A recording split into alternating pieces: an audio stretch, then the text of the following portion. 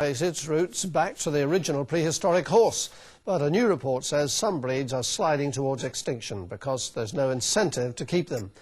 Herds in the Lake District are causing the most concern, but one couple have come up with a solution to help the ponies survive.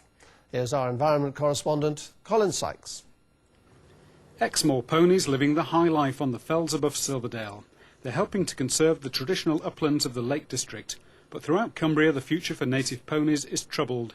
A new survey warns that the semi-wild British fell pony, which is concentrated in the lakes, is under threat as numbers dwindle. Native ponies haven't found a role in the 21st century. They're not quite cutting the mustard in the equestrian world, and so their numbers, the numbers of people breeding them, are dropping right across Western Europe.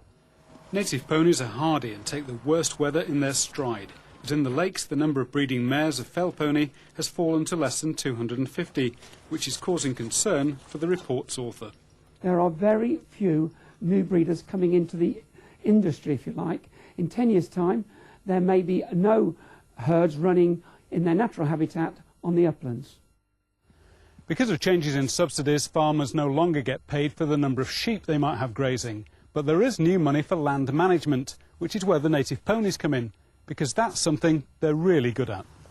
The ponies are expert at grazing sensitive sites. Unlike sheep, they leave rare plants and flowers alone and have developed a new conservation role. They're leaving the important flowering plants that we want to see in a biodiverse sward, and they're grazing out some of these rather coarse grasses and these little brambles, which would otherwise, if they were left, would completely swamp very delicate plants like this little harebell. The report calls on the government to give landowners more encouragement to keep native ponies. It's good for the landscape and good for the future of some of Britain's oldest inhabitants. Colin Sykes, North West Tonight, Silverdale.